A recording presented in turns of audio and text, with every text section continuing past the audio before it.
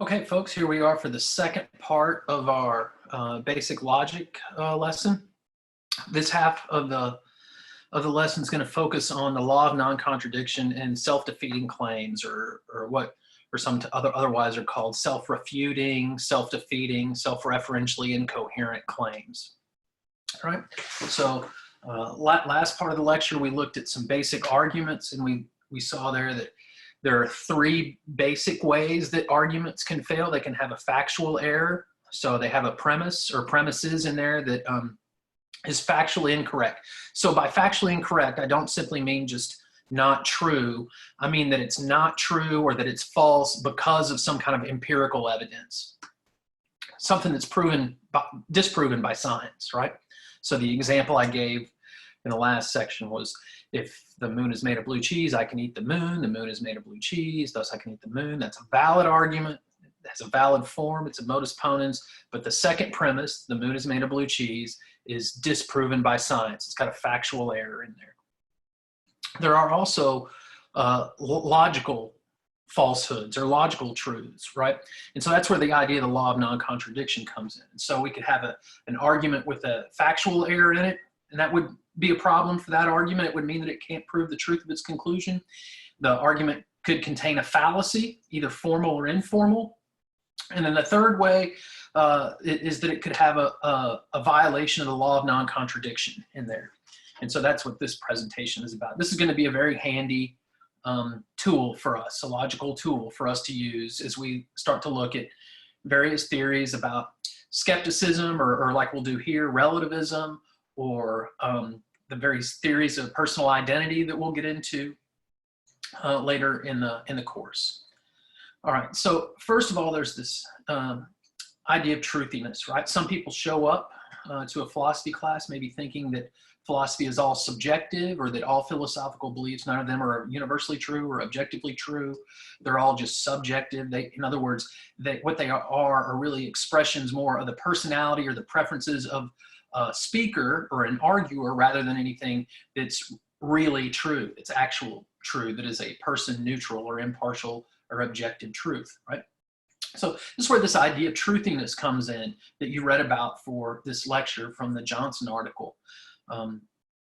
So truthiness, as Colbert tells us, is just this idea that it's belief from the gut, right? Or unreflective, uncritical gut thinking is what he calls it, and what the author of the article talks about. So in other words, it's belief or the assertion of truth without regard to evidence, logic, facts, or intellectual examination, right? So some people, maybe they would think that maybe philosophy is all truthiness then, right? So that there's nothing, that when it comes to philosophical claims, it's all just a matter of what each individual happens to believe, and that no one's beliefs in this domain are really better or worse or more true or less probable than any others, right? Well, the law of non-contradiction is another tool that we have for sorting out what sorts of philosophical claims really are bogus and which ones are more plausible, at least logically speaking. So here I have a sign, right? Free contradictions, $1. So most of you probably recognize very quickly that there's a problem with what this sign is advertising. If something is free, then it doesn't cost $1, right? And if something costs $1, then it's also the case, or the idea that the statement "it costs $1" implies the truth of another statement pretty clearly, namely that it's the statement not free, right? So free contradictions can't cost $1.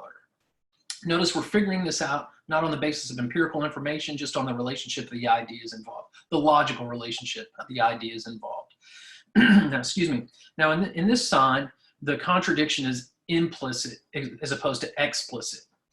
Whenever in philosophy, whenever we are going to criticize a theory or a claim or a belief as being incoherent, logically incoherent or self-defeating, we have to show explicitly what the two statements are that make up the contradiction. You don't just get to say it's contradictory without any proof. You have to walk through the problem. You have to show that it's contradictory, and that almost always means making an implicit contradiction explicit. So implicit, implied, but not expressly stated. Explicit, expressly stated. So the law of non-contradiction has a long history. It's one of our basic laws of logic. And it's some of its earliest formulations come from Socrates in Plato's Republic, where he says the same thing clearly cannot act or be acted on upon in the same part or in relation to the same thing at the same time in contradictory ways, in contrary ways. Maybe not the best way of explaining what a contradiction is, because it just says contrary, and we're trying to figure out what exactly that means. Aristotle does flesh this out a little bit. He gives us our first system of formal logic. And he stated the law of non-contradiction a couple of different ways, but notice they're all driving at the same thing, that a proposition and its negation can't both be true at the same time in the same respect.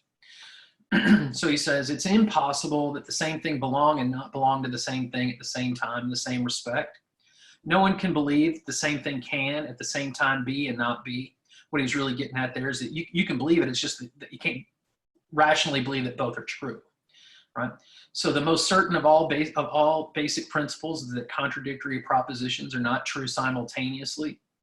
It is not possible to say truly that at the same time that the same thing is and is not a man, right? So the way I usually say it in more probably contemporary language is that a proposition and its negation or its opposite can't both be true at the same time and in the same respect. So just look at that first formulation of the law of non-contradiction there. It's impossible that the same thing belong and not belong to the same thing at the same time in the same respect. So it's not possible for Chris Blakely, me, right, to have both a full head of hair and to be bald at the same time and in the same respect. Now that's an empirical matter, right? You just got to observe Chris Blakely and figure out which one of those contradictions is true. But even if you don't know what Chris Blakely is referring to there, what physical being that Chris Blakely is, the name Chris Blakely is referring to there, you already know that it's the case that he can't be both bald and have a full head of hair at the same time in the same respect.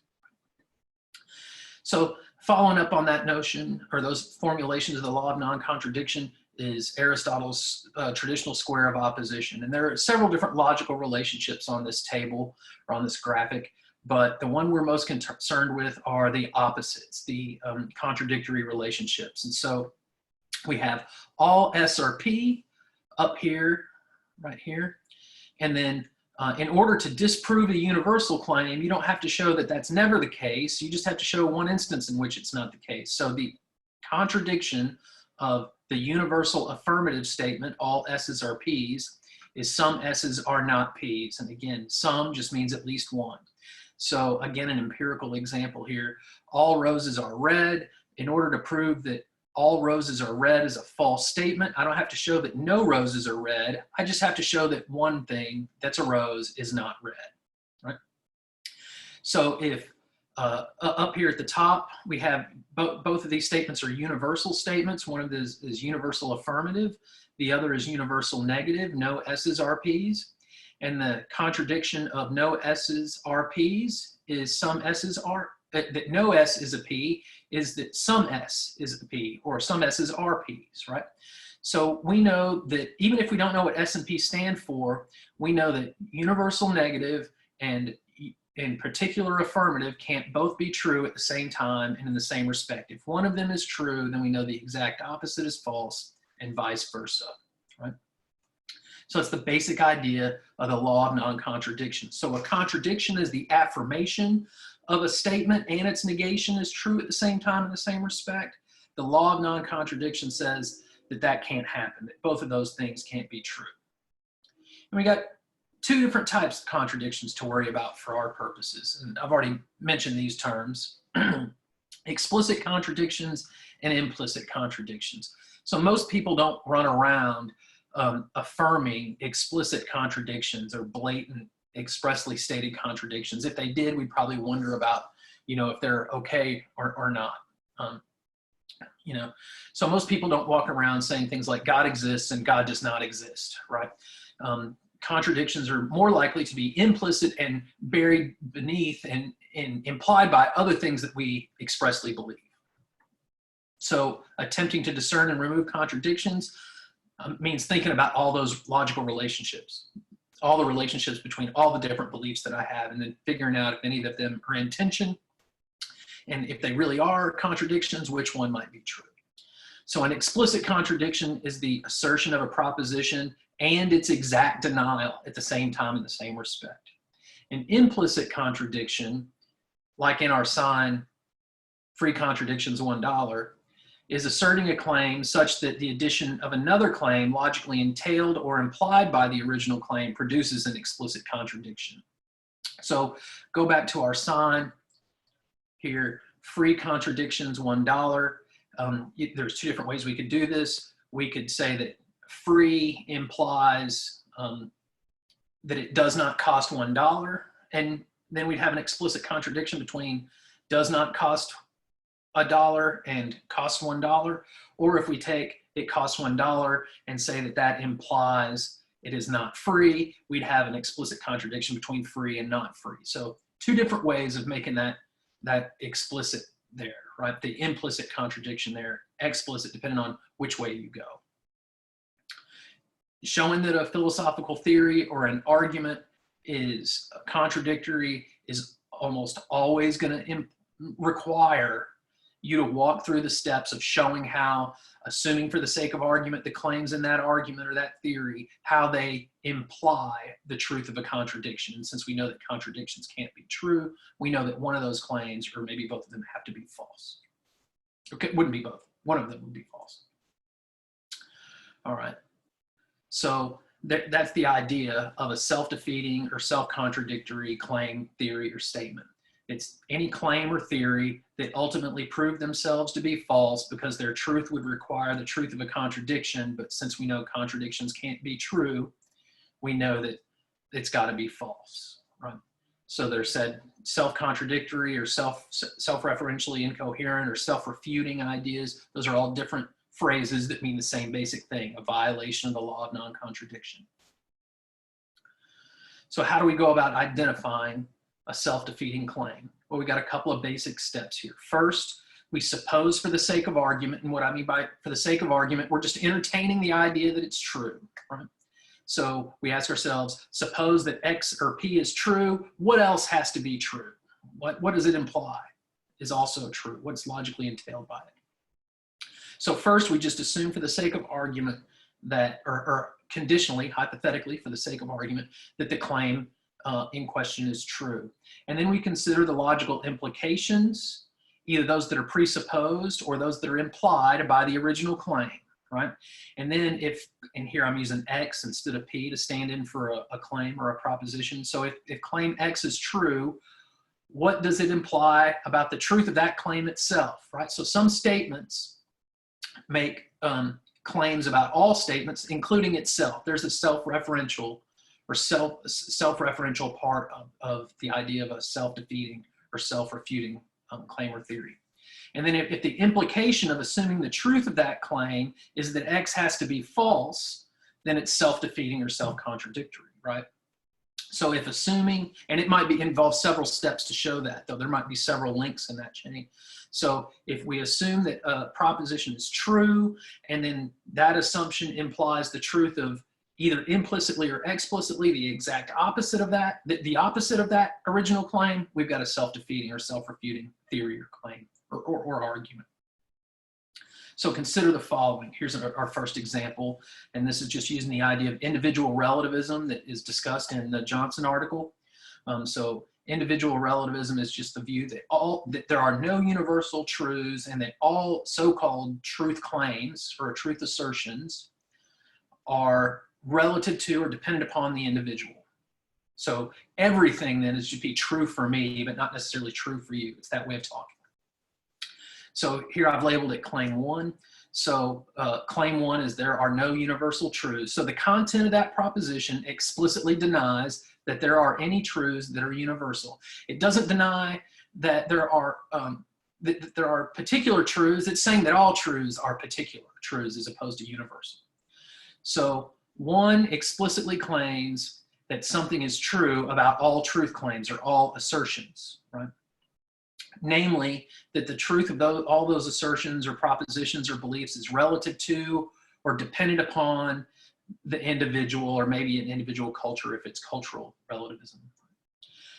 So note that claim 1 is itself a declarative statement. It declares something is true. That's what I mean by a truth claim. I don't mean that it's actually true. I mean that it makes an assertion that it's true. So the proposition asserts that something is the case, namely that itself is true, right? Why else would you be asserting this, right? The affirmation of the statement makes an assertion itself. So if 1 is true, then that means that the truth of 1 is also relative to the individual. The problem is that it says that's the case for any truth. You probably noticed the problem there, right? That it's a self-defeating or self-referentially incoherent claim. It doesn't say that there are some universal truths. It says there are no universal truths, right? But that claim itself is a truth assertion. So assuming for the sake of argument that it's true, let's say that that's true, and then it's a universal claim, right? So there's becomes the problem. So if we assume this for the sake of argument that there are no universal truths is a true statement itself, it implies, right, the truth of another statement, namely that there are some universal truths, and which is the exact opposite of our original claim. They both can't be true at the same time in the same respect. The one that generates the contradiction is assuming the truth of there are no universal truths, is assuming the truth of that statement. So that's the one that's false. It generates the contradiction, so we know that that statement has to ultimately be false. Right, so pause and kind of walk through that again, maybe read through the section of the textbook again there. That's the example right at, not the textbook, the Johnson article, that's the example that he gives in that main section on individual relativism. Here's another argument. Since we're talking about Rick and Morty, Rick is a scientist. It's not hard to imagine Rick maybe offering this kind of argument, since Rick seems to hold the view that the only things that are true are scientific truths, as opposed to philosophical truths, non-empirical truths. In other words, the only things that can be proven empirically are the only things that can be objectively true, impartially or person-neutral truths. So in Rick and Morty, in the universes, in the multiverse of Rick and Morty, it's true that that reality is comprised of a multiverse, no matter how you feel about it, right? Which is a person-dependent thing, how you feel about it, right? So in other words, it describes reality. It's that idea of the correspondence truth, the correspondence theory of truth that's also discussed in the reading assignment. So here's how this argument goes, and notice that this is a complex argument made up of made up of a combination of two basic argument forms that we've already learned. So here's the argument. If a belief is objectively true, then it can be proved by science, empirical verification, scientific proof, right? Observation of the world outside my own head. So again, if something's if the statement there is a purple trash can in the room is true, then that statement has to correspond to some state of affairs. You have to trust me on this. There's no purple trash can in this room or in Rick's garage here. Right? There is, however, some time travel stuff up on the shelf over there. Right? So first premise in the argument, if a belief is objectively true, then it can be proved by science. In other words, it admits to empirical verification, right? Philosophical beliefs, this is the second premise, are not proved by science. And we know this because of our working definition of philosophy is that philosophical beliefs are non-empirical. They are not the sorts of things that can be proven by science or observation of the world. Thus, philosophical beliefs are not objectively true. That's a modus tollens argument, right? And then stacking onto that argument is another argument form, disjunctive syllogism. So we use the conclusion of the first stage of the argument. Now that becomes a new premise in the second stage. Thus, philosophical beliefs are not objectively true. Well, line 4, premise 4, either a belief is merely subjective, in other words, it's person specific, it's true only for them, right? Or because of them, because they believe it, right? The idea of a subjective truth is that it's true because I believe it's true, right? Or it's objectively true. it's person neutral. So I use merely there because things that are merely subjective are representative of just the speaker or the person. They are not objectively true. Now, maybe people hold a belief that is subjectively, they hold a belief for subjective explanations or reasons, but like, suppose I just happen to randomly think that the earth is a sphere or spherical, but that belief is not merely subjective because it can be proved by science. You just have to go far enough out in the universe in space to look back and see that it's spherical, right? Apologies to flat earthers here, right? So either a belief is merely subjective or person specific or objectively true, meaning person neutral, impartially true. True regardless of whether anybody believes it or not, right? And then the final conclusion following from 3 and 4 is thus philosophical beliefs are merely subjective, right? So it's not hard to imagine Rick given that kind of argument. Sometimes students show up to a philosophy class believing this very sort of thing, or sometimes dismissive of philosophy because, well, it's not scientific, so it can't really show us anything that's objectively that's objectively true for everybody, right? Regardless of what we happen to believe, but that is true, right? In that capital T sense of the term. Well, let's think about this argument for a second. That first premise, a belief is objectively true, then it can be proved by science or empirical verification, however you want to say that, is like saying the following. So in other words, we're saying that premise 1 it entails this claim that I'm labeling in here, right? No philosophical statement is objectively true. Well, what kind of statement is claim in? Is it the kind of statement that is an empirical statement? Can it be proved by science, or is it a philosophical statement? Well, if you think about it, that statement is not empirically verifiable. It's not the sort of claim that can be proven by science. It's in fact a non-empirical, which is to say a philosophical claim, right? Now, suppose for the sake of argument that claim in is true. Well, if claim in is true, then there has to be at least one philosophical truth, namely that statement itself, right? So again, to walk back through this one more time, what kind of statement is statement in? In is no philosophical statements are objectively true. Well, it's a non-empirical truth. It can't be proved by science. So suppose in is true. Remember, we're entertaining the idea of that this argument is sound, and then thinking about whether it's logically coherent, right? So suppose in is true. Again, that's the underlying assumption of premise 1 in our argument. What does it imply about the truth of itself? Again, there's a self-referential part there. So self-defeating, self-refuting, right? Well, if claim in is true, it can't be true because it's non-empirical, and this statement explicitly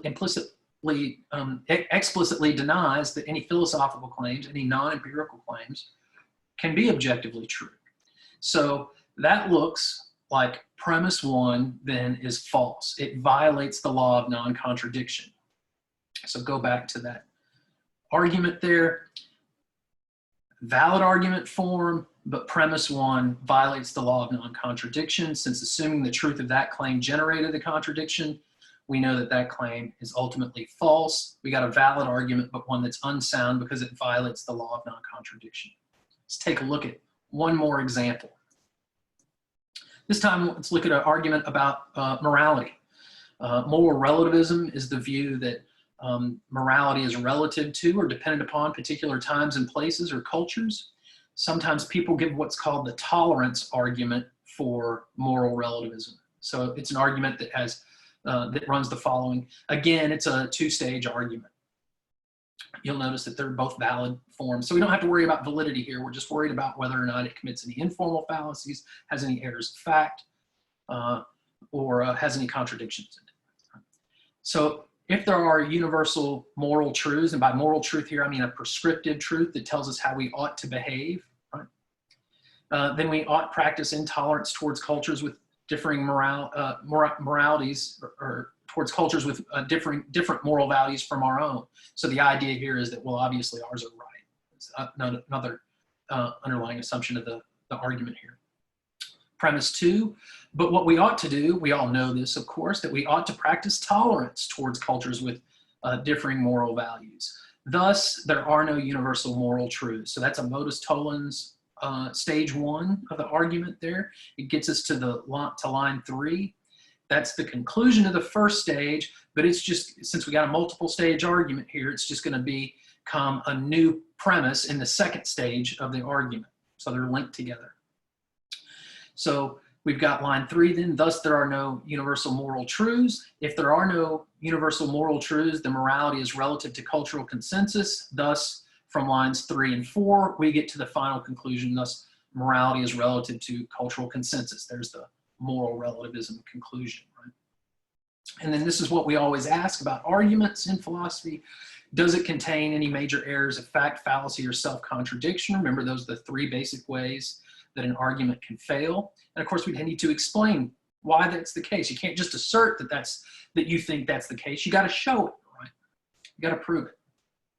So take a look at this here. So we've got the first line says, if there are no universal moral truths, then we ought to practice tolerance towards cultures with different moral values. The second line asserts a universal prescriptive truth. I'm taking here to mean a universal that everyone ought to do this. So it says, we or everyone ought to practice tolerance towards cultures with differing moral values. Well, that's the assertion. Again, we're entertaining the idea that, for the sake of argument, that the claims here are true. So it's the assertion of a universal prescriptive claim, a moral truth. The third line, however, explicitly denies that there are any universal moral truths, right? So premise 2 asserts a prescriptive truth, if premise 2 is true, then it logically entails that there is at least one or some moral truths, namely the truth of that statement itself. Again, there's the self-referential part. And then 3, the sub-conclusion or the new premise for the second stage of the argument explicitly denies that there are any universal prescriptive truths. So lines 2 and 3 contradict each other in this argument. Flawed argument, then the argument fails to support the truth of the conclusion. Maybe another argument might support the truth of moral relativism, but the tolerance argument, once you think about it and think about the logic of the ideas that are involved, looks plainly self-defeating or contradictory. All right, so there's a little bit about about the law of non-contradiction and self-defeating claims and theories and how to identify them. It might take you a couple of passes through that reading or through this lecture to start to get a handle on that. The thing that people have the most trouble with there seems to be the self-referential part about it. So you want to start thinking about, okay, I've made this claim, but what does that claim imply back about that original claim? There's the self-reflective part of it.